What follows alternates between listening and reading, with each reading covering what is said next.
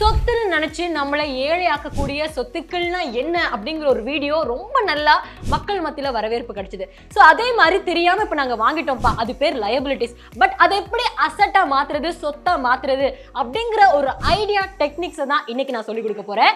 So லயபிலிட்டியை எப்படி அசட்டா மாத்துறது அப்படிங்கறத பார்க்கலாம். ஸோ ஃபர்ஸ்ட் லயபிலிட்டினா என்னங்க அப்படின்னா, நம்ம கிட்ட இருந்து காசை ஒரு பொருள் வாங்குறது, அதாவது நம்மளுடைய காசை நம்மளே வாண்டடா போய் கொடுக்கறது. something that grabs money from us. நம்ம கிட்ட இருந்து மணியை எடுக்கிறதுக்கு பேர் தான் liability. இப்போ நம்ம இங்க இருக்கோம் அப்படின்னா நம்ம மணி கொடுக்குறோம், அது பேர் தான் liability. அசெட்னா என்ன தெரியுமா? மணி நமக்கு கொடுக்கும். நம்ம வாங்கியிருக்க கூடிய ஒரு சொத்தோ ஒரு ப்ராடக்ட்டோ அதன் மூலமா நமக்கு மணி கிடைச்சதுன்னா அது பேர் தான் சொத்து, அது பேர் தான் அசெட். லயபிலிட்டி அப்படிங்கிறது நம்ம வாங்கியிருக்க கூடிய ஒரு ப்ராடக்ட்டுக்கு நம்மளே மறுபடியும் மணி செலவு பண்றோம் பணத்தை அப்படின்னா அது பேர் தான் லயபிலிட்டி. ஸோ அந்த மாதிரியான நிறைய சொத்துக்கள் உங்க வீட்டில் இருக்கு, இல்லை தெரியாம நீங்க இதெல்லாம் வாங்கிட்டீங்க அப்படின்னாலும் ஒரு பிரச்சனையும் கிடையாது. அது எப்படி அந்த ஒரு ப்ராடக்ட்டும் அந்த ஒரு பொருள் மூலமா உங்களுக்கு பணத்தை ஏர்ன் பண்ண வைக்க முடியும் அப்படிங்கிறதுக்கான ஐடியாஸை நம்ம பார்க்கலாம். ஸோ என்ன ஏதுன்னு உள்ளுக்குள்ள ஃபுல்லா போறதுக்கு முன்னாடி ஃபர்ஸ்ட் லயபிலிட்டியை பத்தி நான் சொல்றேன். ஒரு கார் வாங்கியிருக்கீங்க, ஓகேவா? இந்த காருடைய பிரைஸ் ஒவ்வொரு வருஷமும் 5 to 10% டிக்ரீஸ் ஆகும். அது மாத்திரம் கிடையாது, மெயின்டெனன்ஸ் சார்ஜ், சர்வீஸ் சார்ஜ், அப்புறம் பெட்ரோல், டீசல், டோல் சார்ஜஸ், அப்புறம் வாட்டர் வாஷ், ஸோ இன்னும் நிறைய. ஓகே, ஸோ இந்த மாதிரி நிறைய செலவுகள் காருக்கு நம்ம கொடுக்குறோம். அப்போ நம்ம ஒரு ப்ராடக்ட் வாங்கியிருக்கோம் அப்படின்னா நம்ம அந்த ப்ராடக்ட்டுக்காக நிறைய மணியை கொடுக்குறோம், அது பேர் தான் லயபிலிட்டி. நான் முன்னாடியே சொன்ன மாதிரி.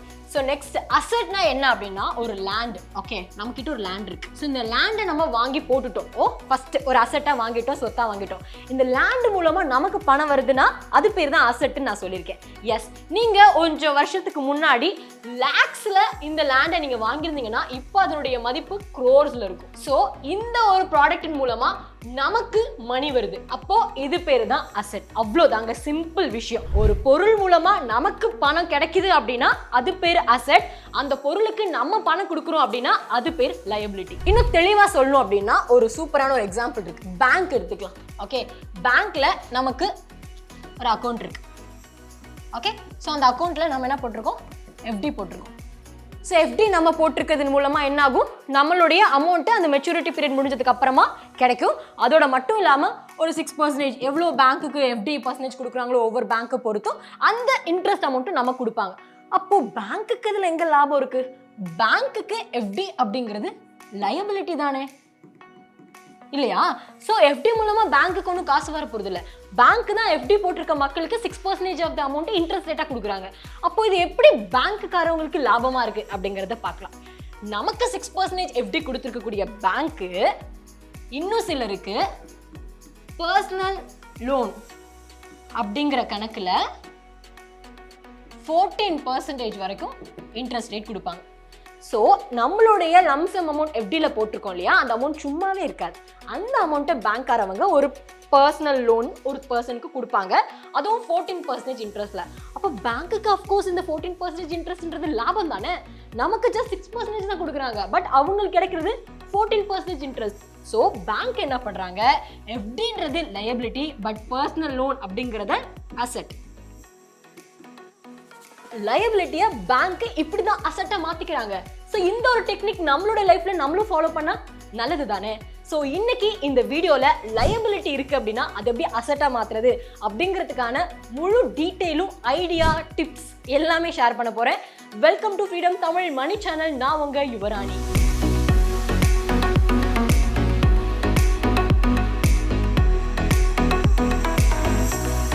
நம்ம எல்லார்கிட்டயுமே இருக்கக்கூடிய அத்தியாவசியமான பொருள் போன். போன் வந்து எந்த விதத்துல லயபிலிட்டியா வரப்போகுது? அது ஒரு அசெட், அது ரொம்ப முக்கியம், நமக்கு தேவை. அப்படிங்கிற பட்சத்துல நம்ம எல்லாருமே மொபைல் போன் வாங்குறோம், தப்பே கிடையாதுங்க. பட் இன்னும் சிலர் என்ன தெரியுமா பண்றாங்க? ஐபோன் வச்சிருந்தா ஃபுல் பிராண்டுப்பா, கெத்துப்பா அப்படிங்கிறதுக்காக ஐபோன் வாங்குறதுக்கு ரொம்ப ஆசைப்படுறாங்க. உங்களுக்கு ஒரு விஷயம் தெரியுமா? 70% ஆஃப் த இந்தியன்ஸ் ஐபோனை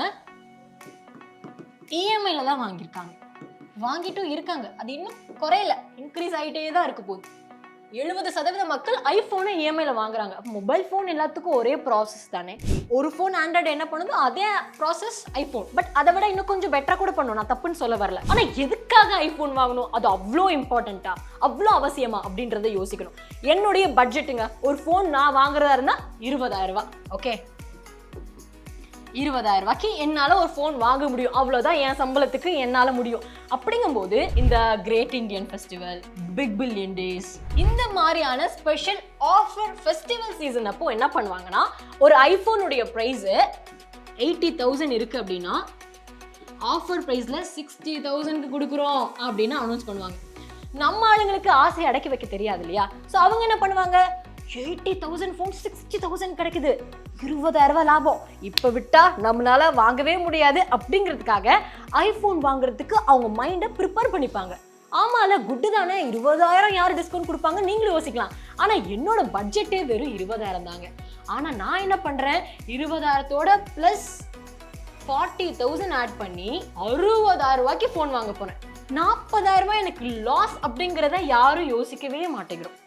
நம்மளுடைய பட்ஜெட்டுக்கு மீறின ஒரு செலவு தேவையா அப்படிங்கிறத நம்ம பார்க்கணும். ஓகே, அந்த மொபைல் ஃபோன் எனக்கு இப்போதைக்கு லயபிலிட்டி. ஓகே, ஃபோன் வாங்கியாச்சு 60,000. ஓகே, அது லயபிலிட்டி. இப்போ சும்மா எல்லாரும் வாங்குறதுக்காக வாங்கியிருக்கோம் அப்படிங்கும்போது அந்த லயபிலிட்டி. அந்த மொபைல் ஃபோனை எப்படி அசெட்டா மாத்துறது அப்படிங்கிறதுக்கான ஐடியா தான் நான் சொல்ல போறேன். அந்த மொபைல் ஃபோன் கேமரா கிளாரிட்டி ரொம்ப நல்லா இருக்கும்ன்ற காரணத்தினால நிறைய பேர் ஐபோன் சைட் போறீங்க, செக்யூரிட்டி இருக்கு, பல விஷயங்கள் இருந்தாலுமே அவ்வளோ காசு போட்டு வாங்கியிருக்கக்கூடிய ஐபோனை சும்மா எல்லாம் நார்மல் யூஸ்க்கு இல்லாம அதை வச்சு எப்படி நம்ம பணம் சம்பாதிக்கிறதுன்றதை யோசிக்கணும். ஸோ இன்ஸ்டாகிராம்ல ஒரு ரீல்ஸ் பண்ணி போடுறது, யூடியூப்ல ஒரு வீடியோ பண்ணி போடுறது. ஸோ இன்ஸ்டாகிராம், யூடியூப், ஃபேஸ்புக் இவங்க மூலமா நம்ம மணி ஏர்ன் பண்ணி லயபிலிட்டி அப்படிங்கிறத மொபைல் ஃபோனை அசெட்டா மாத்திடலாம். ஓகே, ஒரு ஃபுட்டேஜ் நீங்கள் எடுக்கிறீங்க அப்படின்னா அது யூடியூப்ல நீங்கள் போஸ்ட் பண்ணும்போது அதே ஃபுட்டேஜை நீங்கள் ஷார்ட்டாக கட் பண்ணி ரீல்ஸாக இன்ஸ்டாகிராமில் அப்லோட் பண்ணுறது மூலமாக உங்களுக்கு ஃபாலோவர்ஸ் ஜாஸ்தி ஆகும். ஸோ ஃபாலோவர்ஸ் ஜாஸ்தி ஆகுறாங்க அப்படிங்கிற பட்சத்தில் உங்களை தேடியே சில பிராண்ட்ஸ் தான் வருவாங்க, கொலாபரேஷன் பண்ணணும், நீங்கள் ப்ரொமோஷனல் ஆக்டிவிட்டீஸ் பண்ணணும் அப்படிங்கிற மாதிரி உங்ககிட்ட வந்து ரெக்வஸ்ட் வைப்பாங்க. ஸோ அவங்க கிட்ட இருந்து நீங்கள் ஒரு குறிப்பிட்ட அமௌண்ட் வாங்கி நீங்கள் அந்த விஷயங்கள்லாம் பண்ணி கொடுக்கலாம். ஸோ இப்படி பண்ணுறதன் மூலமாக அந்த மொபைல் ஃபோன் அப்படிங்கிறது நமக்கு லயபிலிட்டி கிடையாது, அசெட் அப்படிங்கிற கேட்டகரியில் வரும். ஸோ எந்த ஒரு நம்ம பொருள் தெரியாம லயபிலிட்டியா வாங்கிட்டாலும் பிரச்சனையே கிடையாது. பட் அதை எப்படி அசெட்டா மாத்துறதுக்கான ஐடியாஸை தெரிஞ்சுக்கிட்டா பிரச்சனையே இல்லைங்க. இல்லப்பா நான் ஒரு வீடியோ பண்றேன் அப்படிங்கிற பட்சத்தில் என்னோட ஃபேஸ்லாம் தெரியக்கூடாது அப்படின்னு நினைக்கிறீங்கன்னா ஒரு ப்ராப்ளம் இல்லை. வீட்லயே நீங்க குக்கிங் வீடியோ பண்ணி வாய்ஸ் ஓவர் கொடுக்கலாம், இல்ல டிராவல் வ்ளாக் மாதிரி நீங்க வெளியில பண்ணி அதுக்கும் ஒரு வாய்ஸ் ஓவர் கொடுக்கலாம். இந்த மாதிரி நிறைய டெக்னிக்ஸ் இருக்கு. ஃபர்ஸ்ட் நம்ம கிட்ட இருக்கக்கூடிய பொருளை வச்சு எப்படி பணம் சம்பாதிக்கலாம், எப்படி அதை அசெட்டா மாத்தலாம்னு நம்ம யோசிச்சாலே போதும். ஸோ அதுக்கான ஐடியாஸ் தான் இந்த வீடியோ. ஃபர்ஸ்ட் பாயிண்ட், மொபைல் ஃபோனை எப்படி லயபிலிட்டிலேருந்து அசெட்டா மாத்துறது அப்படிங்கிறத பார்த்தாச்சு. நெக்ஸ்ட் பைக்குங்க.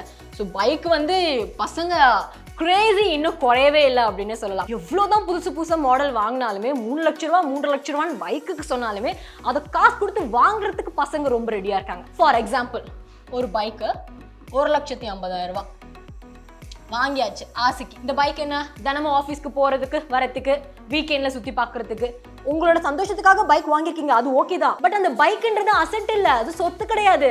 என்னோட வாழ்நாள் ஆசையே பைக் வாங்குறது தான். வாங்கிட்டீங்களா, இப்போ என்னாச்சு இந்த பைக்கால என்ன பண்ண முடியும்? அந்த பைக் அப்படிங்கிறது லயபிலிட்டி. ஸோ இந்த லயபிலிட்டியை எப்படி அசெட்டாக மாற்றுறதுன்னு பார்க்கலாம்.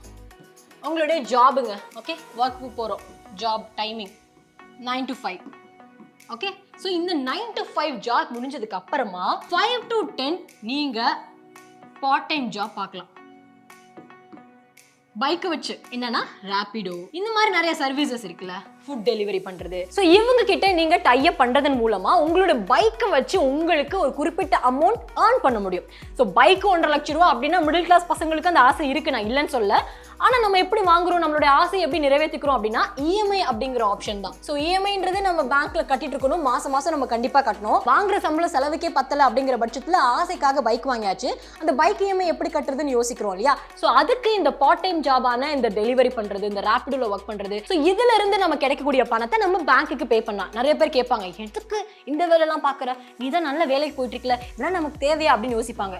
ஆனா இஎம்ஐ கட்டல அப்படின்னா நாளைக்கு அவங்க வந்து நம்ம கிட்ட பதில் சொல்ல மாட்டாங்க, பேங்க்குக்காரங்க கிட்ட. ஓகே, நம்ம தான் பேங்க்குக்காரங்க கிட்ட பதில் சொல்லணும். அப்போ நமக்கு ஒரு பணம் தேவைன்னா அது நாம தான் செய்யணும். அடுத்தவங்க என்ன சொல்றாங்க, எது சொல்றாங்கன்றத கேட்காம உங்களுக்கு இது சரின்னு படுதா, உங்களுக்கு இது நிஜமாவே தேவையா அப்படிங்கறத பார்த்து இந்த ஒர்க் நீங்க தாராளமா பண்ணலாம். ஸோ நமக்காக, நம்மளோட பைக்குக்காக ஒரு ஏர்ன் பண்றோம் அப்படின்ற போது அந்த பைக் லயபிலிட்டின்ற கேட்டகரியில வராது, அசெட் அப்படிங்கிற கேட்டகரியில வரும்போது நமக்கு கொஞ்சம் சந்தோஷமா இருக்கும். இப்படிலாம் பார்ட் டைம்ல ஒர்க் பண்ணல அப்படின்னா ஃபியூச்சர்ல அச்சோ சும்மாவே இருந்துட்டோமே, முன்னாடியே ஏதாவது ஒரு சைடில் பிஸ்னஸ் பண்ணியிருக்கலாமோ, இப்போ வர காசு பத்தலையே அப்படின்னு வருத்தப்படுவீங்க. ஸோ அதுக்காக இப்போவே இந்த வேலையை செய்ய ஆரம்பிங்க.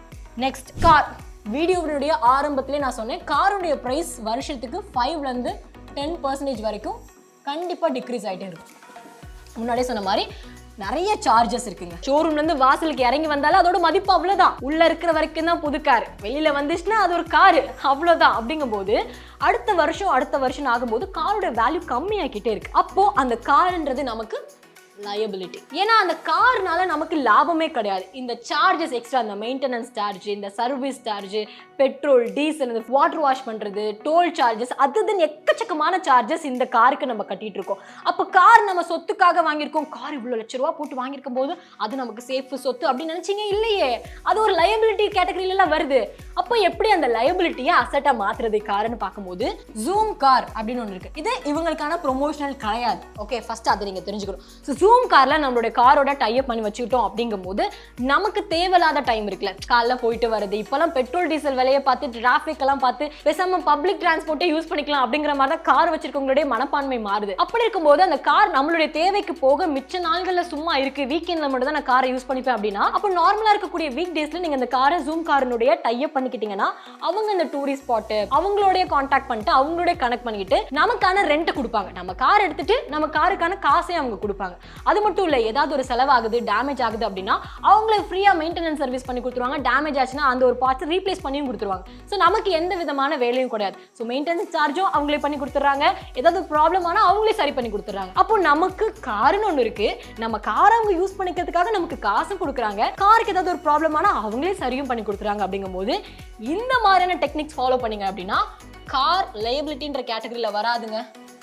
அஃப்கோர்ஸ் கரெக்ட், அசெட் அப்படிங்கிற கேட்டகரிக்குள்ள வந்துடும். நெக்ஸ்ட், கேமராக்கு உண்டான கிரேஸ் அப்படிங்கிறது எல்லார்கிட்டே இருக்கு. ஆணுக்கு தான் இருக்கு, பெண்ணுக்கு தான் இருக்கு, அப்பலாம் இல்லை, எல்லாருக்குமே கேமரா மேல கிரேஸ் இருக்கு. ஸோ அந்த கேமரா அப்படின்றது ரொம்ப விலை கொடுத்து வாங்கினாதான் கரெக்டான அவுட்புட் வரும் அப்படின்ற மனப்பான்மை எல்லாருக்குள்ளே இருக்கு. ஓகே, நீங்க வந்து கேமரா தொழில இருக்கீங்க, ஒரு ப்ரொஃபஷனலான ஒரு கேமராமேனா இருக்கீங்கன்னா நீங்க வாங்குங்க அத்தனை லட்சம் ரூபா கொடுத்து. ஆனா சும்மா நான் வேலைக்கு போயிட்டு இருக்கேன், ஒரு வீக்கெண்ட்ல நான் பண்றேன், ஒரு போட்டோ ஷூட் பண்றேன், ஒரு இன்ஸ்டாகிராம்ல போட்டோஸ் அப்லோட் பண்றதுக்காக பண்றேன், அவ்வளவு லட்ச ரூபா கொடுத்து நீங்க கேமரா வாங்க வேணாம். ஓகே, அப்போ அந்த கேமரா லட்ச ரூபா கொடுத்து வாங்கினீங்கன்னா லயபிலிட்டின்ற கேட்டகரியில தாங்க வரும்.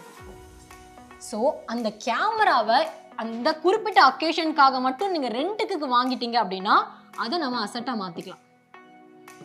ஓகேவா? அப்படி இல்லைன்னா நீங்க வாங்கிக்கக்கூடிய கேமராவை ரெண்டுக்கு நீங்க கொடுக்கலாம், கொடுத்து அதுல வரக்கூடிய பணம் கூட நமக்கு அசெட் தான். சோ லயபிலிட்டினா என்னன்னா, நம்ம ஒரு ப்ராடக்ட் வச்சிருக்கிறது மூலமா அந்த ப்ராடக்ட்டுக்கு நம்ம பணம் கொடுத்துட்டு இருக்கோம், செலவு பண்ணிட்டு இருக்கோம் அப்படின்னா அது லயபிலிட்டி. பட் அதே ப்ராடக்ட் நமக்கு பணம் கொடுக்குது அப்படின்னா அது பேர் தான் அசெட். ஸோ இந்த ஒரு டெக்னிக்கும் நம்ம ஃபாலோ பண்ணணும் கேமரா பொறுத்த வரைக்கும். Next, laptop. ஸோ லேப்டாப் அப்படிங்கிறது எசென்ஷியல் ஆயிடுச்சு எல்லாருக்குமே. முக்கியமா நீங்க ஸ்டூடெண்ட்ஸ்லாம் வாங்கி தரீங்க அப்படிங்கும்போது லயபிலிட்டி. ஏன்னா லேப்டாப் லயபிலிட்டியா? படிப்புக்காக தானே யூஸ் பண்றோம் அப்படின்னு நீங்க சொல்லலாம். எத்தனை பேர் படிப்புக்காக மட்டும் யூஸ் பண்றோம்? ஐயோ, மொபைல் போன்ல படம் பார்த்தா பார்த்த மாதிரியா இருக்கு, லேப்டாப்ல பார்த்தா தான் படம் பார்த்த மாதிரி ஃபீல் இருக்குன்னு சில பேர் லேப்டாப்பை அந்த மாதிரியான விஷயங்களுக்கு யூஸ் பண்றாங்க. காலேஜ் படிச்சு முடிச்சதுக்கு அப்புறமா அதனால என்ன யூஸ்? ஒன்றும் இல்லை, சும்மா தூங்கிட்டு இருக்க. பட் நீங்க எத்தனை ஆயிரம் ரூபாய் போட்டு அந்த லேப்டாப் வாங்கியிருப்பீங்க. ஸோ அந்த லேப்டாப் லயபிலிட்டின்ற கேட்டகரிக்குள்ள வருதுன்னு தெரிஞ்சதுக்கு அப்புறமும் சும்மா இருக்கக்கூடாது. அதை எப்படி அசெட்டா மாத்துறது அதை நான் சொல்லித்தரேன். நிறைய விஷயங்கள் இருக்குங்க. ஸ்கில்ஸ் நீங்க அந்த லேப்டாப் மூலமா கத்துக்கிட்டீங்க அப்படின்னா, அந்த ஸ்கில்ஸ் கத்துக்கிட்டா அந்த ஸ்கில்ஸ் மூலமா நம்மளுடைய டேலண்ட்டை எக்ஸ்ப்ளோர் பண்ணும்போது அதுல இருந்து நமக்கு பணம் வரும்ல. ஸோ அது அப்போ லேப்டாப் அசெட்ன்ற கேட்டகரியில தானே வரும். அப்போ ஸ்கில்ஸ் என்னென்ன கத்துக்கலாம்? Digital marketing. Oh my God, இப்போ அதுதான் பெரிய இண்டஸ்ட்ரியே. வீடியோ எடிட்டிங், SEO பெரிய இண்டஸ்ட்ரியா உருவாயிட்டு இருக்கு, AI. ஸோ இந்த மாதிரியான ஸ்கில்ஸ் எல்லாம் நீங்க கத்துக்கிட்டீங்க அப்படின்னா இந்த ஒரு டேலண்ட்டை வச்சு நீங்க ஒரு இடத்துல ஒர்க் பண்றீங்க, இல்ல பார்ட் டைமா ஜாப் பண்றீங்க அப்படிங்கும்போது அங்க உங்களுக்கு கிடைக்கக்கூடிய மணி நீங்க ஏர்ன் பண்றீங்க பை யூசிங் திஸ் லேப்டாப். அப்படிங்கும்போது அது அசெட்டா மாறிடும். நம்ம கிட்ட இருக்கிறத வச்சுக்கிட்டே நம்ம எப்படி பணம் சம்பாதிக்கிறது தான் யோசிக்கணும். என்கிட்ட எல்லாம் இல்லை, எதுவும் இல்லை அப்படின்னு யோசிச்சுட்டு இருக்கும்போது எதுவுமே கிடைக்காது. நம்ம கிட்ட என்னென்ன இருக்குன்றதை ஐடென்டிஃபை பண்ணி அதை எப்படி பணமா நம்மளால ஏர்ன் பண்ண முடியும், மாற்ற முடியும், கன்வெர்ட் பண்ண முடியும் அப்படிங்கிறத நாம தான் யோசிக்கணும். Next, house. என்னப்பா வீடு போயிட்டு லயபிலிட்டி கேட்டகரியில வருமா? என்ன யுவராணி, காலங்காலமா வீடு வச்சிருக்கோம், அது சொத்து அப்படின்னு நினைச்சீங்கன்னா ஓகே கரெக்ட். பட் நான் ப்ரூவ் பண்ணட்டுமா அது ஒரு லயபிலிட்டின்னு? எப்படின்னு கேளுங்க. ஒரு லேண்ட் வாங்கியிருக்கீங்க, அந்த லேண்டு காலப்போக்கில் பில்டிங்கா மாறுது. இவ்வளவு பெரிய ஒரு பில்டிங் கட்டியாச்சு, ஓகே, இந்த லேண்டு பில்டிங்காக மாறிச்சு. நீங்கள் லேண்டு வாங்கியிருக்கிற விலை எவ்வளோ தெரியுமா? 40 லட்சம் ரூபா. இந்த பில்டிங் கட்டியிருக்க விலை எவ்வளோ தெரியுமா? 60 லட்சம் ரூபா. அப்போ மொத்தம் இதோட ப்ரைஸ் எவ்வளோ? 1 கோடி ரூபா. ஓகேவா? லேண்டா இருக்கும்போது அந்த லேண்டுடைய மதிப்பு 40 லட்சம் ரூபா. லேண்டை கன்ஸ்ட்ரக்ஷன் பண்றோம் அப்படின்ற போது அந்த கன்ஸ்ட்ரக்ஷனுக்கான பிரைஸ் 60 லட்சம் ரூபா. அப்போ டோட்டல் அந்த பில்டிங் பிளஸ் லேண்ட் எல்லாம் பார்க்கும்போது அதனுடைய பிரைஸ் 1 கோடி ரூபா. 1 கோடி ரூபா போட்டு நம்ம ஒரு வீடு கட்டியிருக்கோம். நம்ம சும்மா வாழ்நாள் முழுக்க வாழ்றதுக்கு தான், நான் ஒன்றும் இல்லைன்னு சொல்லலை. ஆனால் அதுல இருந்து நமக்கு காசு எதுவும் வரலையே. யுவராணி வாடகைக்கு போனால் காசு கட்டணும், அது கம்மியாகுது. ஒத்திக்கு வீட்டுக்கு போனால் அது காசு கட்டணும், அது கம்மியாகுது. ஓகே, அதெல்லாம் நான் ஒத்துக்கிறேன். ஆனால் இருந்தாலும் அது சும்மா தானே இருக்குது. அதுலேருந்து நமக்கு என்ன பணம் வருது அப்படிங்கிறத யோசிக்கணும். அப்போ என்ன பண்ணணும் அப்படின்னா, நமக்கு ஒரு ஃப்ளோர் வேணும், 2 ஃப்ளோர் வேணும் அப்படின்னா அதை நம்ம எடுத்துக்கிட்டு பேலன்ஸ் இருக்கக்கூடிய ஃப்ளோர்ஸை வாடகைக்கு விடலாம். அதுலேருந்து நம்ம வரக்கூடிய காசு லாபம் தான். அப்போ வீடு லயபிலிட்டின்ற கேட்டகரியில் வராது, அசெட்னு மாறும். இன்னொரு முக்கியமான விஷயம் சொல்லட்டுமா? இந்த லேண்டை நீங்கள் வாங்கியிருக்கிறது 40 லட்சம் ரூபா. நீங்கள் அடுத்தடுத்த வருஷம் ஆக ஆக கண்டிப்பாக 40 லட்சம் ரூபா 50 லட்சம் ரூபா மாறும், 60 லட்சம் மாறும். அப்படியே வேல்யூ ஜாஸ்தியாகிட்டே இருக்கும். ஸோ லேண்டை பொறுத்த வரைக்கும் வேல்யூ எப்போவுமே ஜாஸ்திங்க. பட் நீங்கள் ஒரு வீடாக கட்டிட்டீங்க அப்படின்னா ஒரு வீட்டினுடைய லைஃப் ஸ்பேன் 60 100 இயர்ஸ் தான். அப்போனா இதோட வேல்யூ கம்மியாயிட்டே தானே போதும். லேண்டாக இருக்கும் போது அதோட மதிப்பு ஜாஸ்தி. அந்த லேண்டுக்கு மேலே பில்டிங் வந்துருச்சுன்னா அதோட மதிப்பு கம்மியாயிடுது. அப்போ நீங்கள் லேண்டாக வச்சுருந்தீங்க அப்படின்னா அது குட். இல்லைப்பா நான் வீடாக கட்டிட்டேன் அப்படின்னா அந்த ஃப்ளோரை நீங்கள் வாடகைக்கோ ரெண்ட்டுக்கோ லீஸுக்கோ ஏதோ விட்டு அதன் மூலமாக நீங்கள் பணம் சம்பாதிச்சிங்கன்னா குட். அப்போது இந்த ஹவுஸ்ன்றது அசெட்டாக வந்துடும். அவ்வளோதாங்க. இந்த விஷயங்கள் எல்லாமே நம்ம வீட்டில் இருக்கும், நம்ம செஞ்சுட்டு இருக்கக்கூடிய விஷயங்கள் தான். இவ்வளோ நாள் இந்த ஒரு ஐடியா தெரியல, ஓகே இது மூலமா இப்படி கூட நம்ம ஆன் பண்ணலாம்ல, இப்போதான் ஒரு ஐடியா வந்திருக்கு. அப்பா வருஷத்தினுடைய எண்டில் நெக்ஸ்ட் இயர்லேருந்து கண்டிப்பாக நான் சூப்பராக ஆக போகிறேன் அப்படின்ற ஐடியா உங்களுக்கு வந்துச்சுன்னா அது மட்டும் தாங்க எனக்கு சந்தோஷமே. ஸோ இந்த வீடியோ உங்களுக்கு ரொம்பவே ஹெல்ப்ஃபுல்லாக இருந்தது நீங்கள் நினச்சிங்கன்னா உங்கள் ஃப்ரெண்ட்ஸ் அண்ட் ஃபேமிலி மெம்பர்ஸ்க்கு ஷேர் பண்ணுங்க. பிகாஸ் மிடில் கிளாஸ்ல இருக்கக்கூடிய நமக்கு அடுத்த லெவல் போகணும்னு ஆசை கனவு இருக்க தானே செய்யும். இருக்கிறது ஒரே லைஃப், எவ்வளோ நாள் தான் இப்படி இருக்கிறது? அடுத்த லைஃப்க்கு போகணும், அடுத்த ஒரு லெவலுக்கு மாறணும் அப்படின்னா இந்த மாதிரி சில விஷயங்களை நம்ம ஃபாலோ பண்ணி தான் ஆகணும். ஏன் இங்கே மேலே இருக்கிறவங்க மேலே இருக்காங்க, அவங்களுக்கு இந்த மாதிரியான ஐடியாஸ்லாம் இருக்குது, தெரிஞ்சிருக்கு, அதை ஃபாலோ பண்ணுறாங்க, இம்ப்ளிமெண்ட் பண்ணுறாங்க. நமக்கு தெரியப்படுத்துறதுக்கு தான் நான் இந்த மாதிரியான வீடியோஸ்லாம் போடுறேன்.